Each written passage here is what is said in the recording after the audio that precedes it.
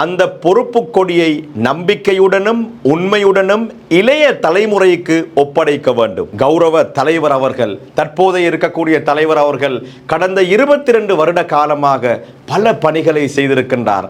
இந்த சமூகத்தை ஒன்றுபடுத்தி இருக்கின்றார். பாரிய சேவைகளை செய்திருக்கின்றார். அவரை கண்ணியமாக அவரை வழி அனுப்பிவிட்டு இன்னும் ஒரு தலைவருக்கு அவகாசத்தை கொடுத்து விடுங்கள். இன்று அல்லாஹ் தனது தூதுவர் முஹம்மது ஸல்லல்லாஹு அலைஹி வஸல்லம் அவர்களுக்கு 60 வயதில் கற்றுக் கொடுத்ததை நீங்கள் பின்பற்ற வேண்டிய நேரம் வந்துவிட்டது. நான் அவருக்கு சொல்லக்கூடிய ஆலோசனை, நாளை நடைபெறவிருக்கக்கூடிய தெருவில் நீங்கள் போட்டியிடவே வேண்டாம். அஸ்ஸலாமு அலைக்கும் வரஹ்மத்துல்லாஹி வபரகாத்துஹு. அன்பார்ந்தவர்களே, மீண்டும் ஒரு சிறப்பு காணொளி வாயிலாக உங்கள் அனைவரையும் சந்திப்பதில் மகிழ்ச்சி அடைகிறேன். அகில இலங்கை ஜம்மியத்துல் உலமாவின் புதிய நிர்வாக தெரிவு நாளைய தினம் நடைபெற உள்ளது. அண்மைய நாட்களாக சமூக வலைத்தளங்களிலே ஏராளமான விமர்சனங்கள் அகில இலங்கை ஜம்மியத்துல் உலமா மீது வந்ததை அவதானித்து வந்தேன். ஆனால் அவற்றுக்கு யாருமே பதில் சொல்லவில்லை. குறிப்பாக அகில இலங்கை ஜம்மியத்துல் உலமாவின் தலைவர் மீது பாரிய குற்றச்சாட்டுகள் முன்வைக்கப்பட்டு வந்த நிலையிலே ஜம்மியத்துல் உலமா சார்பாக அதற்கான பதில்கள் வழங்கப்படவில்லை. எனவே நாமும் மௌனமாக இருந்தோம், இது பற்றி பேசக்கூடாது என்று. அதிகமானவர்கள் எமக்கு சொன்னார்கள், இது பற்றி பேசுங்கள், அகில இலங்கை ஜம்மியத்துல் உலமா சார்பாக உலமாக்களை அழைத்து வாருங்கள், அவர்களோடு நேர்காணல்கள் செய்யுங்கள் என்றெல்லாம் சொன்ன போதிலும் நாங்கள் அதற்கு தயாராகவில்லை. காரணம், அது ஒரு தனி நிறுவனம் என்பதால். இருந்த போதிலும் இன்றைய நாளிலே சமூக வலைத்தளங்களிலே பிரபல மார்க்க அறிஞர்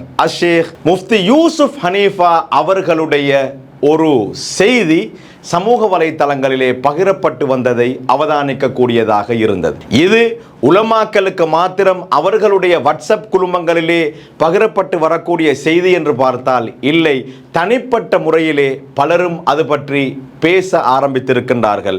யூசுப் முஃப்தி அவர்கள் அரபியிலே, அரபு பாஷையிலே எழுதிய ஒரு செய்தியை தமிழாக்கம் செய்து பலரும் பகிர்ந்ததை நான் அவதானித்தேன். எனவே இந்த விடயத்தை யூசுப் முஃப்தி அவர்கள் சமூகத்திற்கும் உலமாக்களுக்கும் என்ன சொல்ல வருகிறார், குறிப்பாக இளம் ஆலிம்களுக்கும் வாக்களிக்கக்கூடிய உலமாக்களுக்கும் ஒரு அற்புதமான செய்தியை சொல்லி இருக்கின்றார். எனவே சமூக வலைத்தளங்களிலே இது பகிரப்படக்கூடிய ஒரு செய்தி என்பதால் உங்களுக்கு அதனுடைய தமிழாக்கத்தை வழங்கலாம் என்று எதிர்பார்த்தேன். யூசுப் முஃப்தியின் முகநூல் பக்கத்திலே அவர் பகிர்ந்திருந்த அரபு செய்தியின் தமிழாக்கம். மதிப்புக்குரிய உலமாக்களே, பெரியார்களே, நீங்கள் உங்கள் வாழ்நாளை மார்க்கத்திற்கும் சமூகத்திற்கும் சேவையாற்றி கழித்துள்ளீர்கள். உங்களுக்கு கொடுக்கப்பட்ட பொறுப்புகளை நிறைவேற்றியுள்ளீர்கள். அல்லாஹ் உங்களுக்கு மிகுந்த நன்மையை வழங்குவானாக. இன்று அல்லாஹ் தனது தூதுவர் முஹம்மது ஸல்லல்லாஹு அலைஹி வஸல்லம் அவர்களுக்கு 60 வயதில் கற்றுக் கொடுத்ததை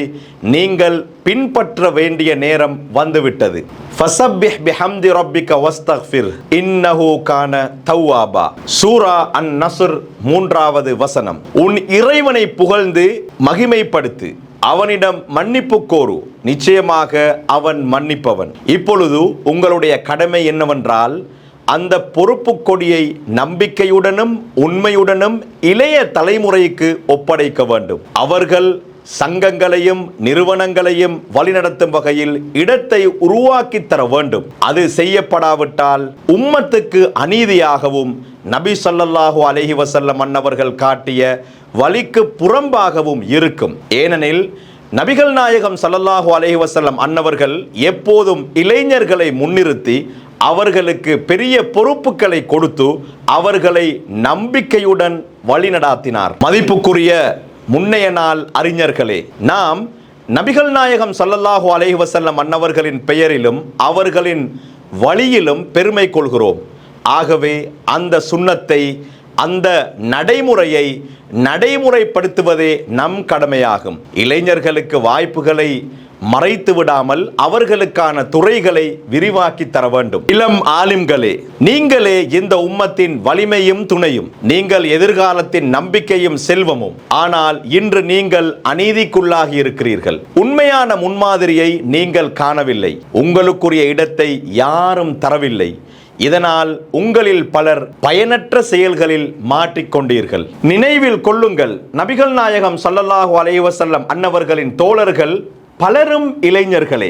ஆனால் நபி அவர்கள் அவர்களுக்கு ஈமான் முன்மாதிரி, பொறுப்பு ஆகியவற்றை வழங்கினார்கள். அதன் மூலம் அவர்கள் உலகத்தை வழிநடத்திய தலைவர்களாக மாறினார்கள். அதுபோலவே நீங்கள் என்று அவர்களின் பாதையில் நடந்து கொள்ள வேண்டும். உண்மையில் நிலைத்து அறிவு, உழைப்பு, உள தூய்மை ஆகியவற்றால் உங்களை தயார் செய்யுங்கள். நாளைய தலைவர்களாகி உம்மத்தின் பொறுப்பை ஏற்றுக்கொண்டு அதை மீண்டும் உயிர்ப்பிக்க உங்களை அல்லாஹ் பயன்படுத்திக் கொள்வானாக. வெற்றியும் வழிகாட்டுதலும் அல்லாஹ்வினால் மட்டுமே. இப்படி ஒரு அருமையான அறிவுரையை ஷேக் முஃப்தி யூசுப் ஹனீஃபா அவர்கள் தன்னுடைய முகநூல் பக்கத்திலே எழுதியிருக்கின்றார்கள். மிக நன்றாக புரிந்திருக்கும் யாருக்கு சொல்ல வருகிறார் என்று. அந்த அடிப்படையிலே கடந்த பல நாட்களாக 22 வருடங்களாக தொடர்ந்தும் தலைமை பதவியில் இருக்கும் ஜமியத்துல் உலமாவின் தலைவரை பதவி விலக வேண்டும், புதிய ஒருவருக்கு அந்த பதவி வழங்கப்பட வேண்டும் என்று ஒரு அருமையான அறிவுரையை ஷேக் முஃப்தி யூசுப் ஹனீஃபா அவர்கள் ஆலிம்களுக்கு சொல்லியிருக்கின்றார்கள். புரிந்திருக்கும் யாருக்கு அவர் இதனை சொல்ல வருகிறார் என்று. எனவே கண்ணியத்துக்குரிய உலமாக்களே, உங்களுடைய வகிபாகத்தை, உங்களுடைய பங்களிப்பை சரியாக நிறைவேற்றுங்கள். குறிப்பாக வாக்களிக்கக்கூடிய கண்ணியத்திற்குரிய உலமாக்கள், நீங்கள் அல்லாஹுவை பயந்து உள தூய்மையோடு நீங்கள் தான் மக்களுக்கு உபதேசம் செய்யக்கூடியவர்கள். இந்த விடயத்திலே பக்க சார்பாக நீங்கள் நடந்து கொள்ள வேண்டாம். இன்று சமூகத்திலே மாற்றத்தை எதிர்பார்க்கிறார்கள். அதிகமானவர்கள் மாற்றத்தை விரும்புகிறார்கள். தொடர்ந்தேர்ச்சியாக ஒருவர் 22 வருட காலமாக தலைவராக இருந்திருக்கிறார். மக்கள் மாற்றத்தை விரும்புகிறார்கள். அந்த மாற்றத்தை கொடுத்து விடுங்கள். அல்லாஹுக்காக வேண்டி உங்களுடைய உள்ளத்திலே கை வைத்து கேட்டு பாருங்கள். அண்மைய நாட்களாக கௌரவ தலைவர் அவர்களுக்கு எதிராக பாரிய குற்றச்சாட்டுக்கள் முன்வைக்கப்பட்டன. யாரும் முன்னால் வந்து பதில் சொல்லவில்லை. ஆனால் தலைவர் சொல்லிக் கொண்டிருக்கின்றார், என்னை தெரிவு செய்கிறார்கள், நானோ அந்த பதவியை ஏற்றுக்கொள்கின்றேன் என்று. அப்படியாக இருந்தால் இந்த தவறை யார் செய்து கொண்டிருக்கிறார்கள் என்பதை உங்களுடைய உள்ளங்களிலே கை வைத்து நீங்கள் கேட்டு பாருங்கள். கண்ணியமான உலமாக்களே, உங்களுக்கு அறிவுரை சொல்லும் அளவுக்கு நான் பெரியவன் கிடையாது. ஆனால் இந்த சமூகம் உங்களிடத்திலே ஒரு மாற்றத்தை வேண்டுகிறது. அந்த மாற்றத்தை செய்து கொடுக்க யாருக்கு முடியாது. அகில இலங்கை ஜமியத்துல் உலமா இது உலமாக்களுக்கு மாத்திரமான சபை என்று நீங்கள் சொன்னாலும், இலங்கையிலே இருக்கக்கூடிய 20 லட்சம் முஸ்லிம்களை வழிநடாத்தக்கூடியவர்கள் நீங்கள் தான். எனவேதான் முஃப்தி அவர்களுக்கு எதிராக வரக்கூடிய விமர்சனங்களுக்கு மிக அண்மையிலே ஒரு ஆலிம் தன்னால் முடிந்த விளக்கங்களை சொல்லியிருந்தார். சமூகத்திலே யாரும் அதனை ஏற்றுக்கொள்ள தயாரில்லை. எனவே கௌரவ தலைவர் அவர்கள், தற்போதைய இருக்கக்கூடிய தலைவர் அவர்கள் கடந்த 22 வருட காலமாக பல பணிகளை செய்திருக்கின்றார். இந்த சமூகத்தை ஒன்றுபடுத்தி இருக்கின்றார். பாரிய சேவைகளை செய்திருக்கின்றார். அவரை கண்ணியமாக அவரை வழி அனுப்பிவிட்டு இன்னும் ஒரு தலைவருக்கு அவகாசத்தை கொடுத்து விடுங்கள். இல்லாவிட்டால் சமூகத்திலே பாரிய குழப்பங்கள் ஏற்படும். இவர் இல்லாவிட்டால் இந்த சமூகத்திற்கு வேற யாரும் தலைமை தாங்க முடியாதா என்ற சந்தேகம் வரும். நபிகள் நாயகம் ஸல்லல்லாஹு அலைஹி வஸல்லம் அன்னவர்கள் வஃபாத்தான நேரத்திலே அபூபக்கர் சித்திக் ரலியல்லாஹு அன்ஹு அவர்கள் சொன்னார்கள், யார் முஹம்மது ஸல்லல்லாஹு அலைஹி வஸல்லம் அன்னவர்களை வணங்கினீர்களோ அவர்கள் மரணித்து விட்டார்கள். யார் அல்லாஹ்வை வணங்கினீர்களோ அல்லாஹ் உயிரோடு இருக்கின்றான், என்றும் மரணிக்க மாட்டான் என்று சொன்ன அந்த விடயம் எனக்கு ஞாபகத்திலே வருகின்றது. யார் வந்தாலும் இந்த உலமா சபை இருக்க வேண்டும்.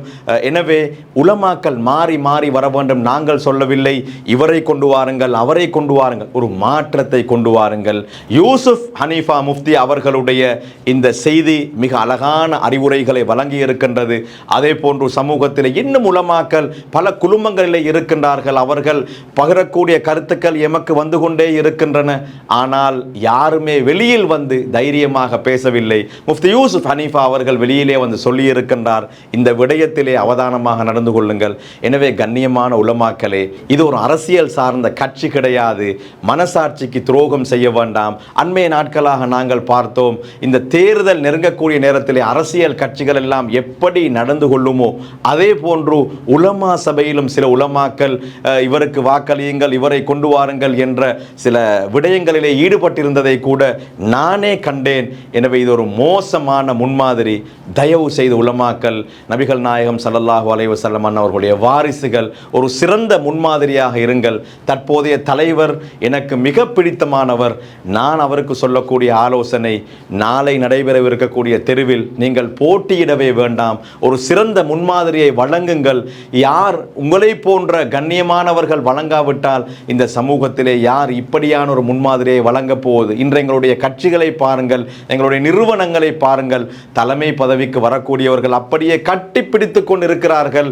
எனவே உள்ளே இருக்கக்கூடியவர்களுக்கு தைரியம் இல்லை, எமக்கு உங்களை பிடிக்கவில்லை என்று சொல்ல தைரியம் இல்லாமல் தான் வெளியிலே இருக்கக்கூடியவர்களுக்கு உங்களை பற்றிய தகவல்கள், உங்களுடைய மஷூராக்களுடைய ஆடியோக்களை எல்லாம் வழங்கி கொண்டிருக்கிறார்கள். இந்த விடயத்திலே அவதானமாக இருங்கள். அங்கே உங்களை சூழ இருக்கக்கூடியவர்களுக்கு, முழுமையானவர்களுக்கு உங்களை பிடிக்கவில்லை என்பதை மிக நன்றாக உணர்ந்து கொண்டு சமூகத்திற்கு சிறந்த ஒரு முன்மாதிரி மிக்கவராக மாறிவிடுங்கள் என்ற தாழ்மையான வேண்டுகோளை விடுத்துக் கொள்கின்றேன். எல்லாவற்றையும் அல்லாஹ்வே நன்கறிந்தவன் என்பதை கூறிக்கொண்டு விடைபெற்றுக் கொள்கின்றேன். அஸ்ஸலாமு அலைக்கும் வரஹ்மத்துல்லாஹி வபரகாத்துஹு. வீடியோக்களை மிஸ் பண்ணாமல் பார்க்க இன்றே ஷார்ட் நியூஸ் யூடியூப் சேனலை சப்ஸ்கிரைப் பண்ணுங்கள்.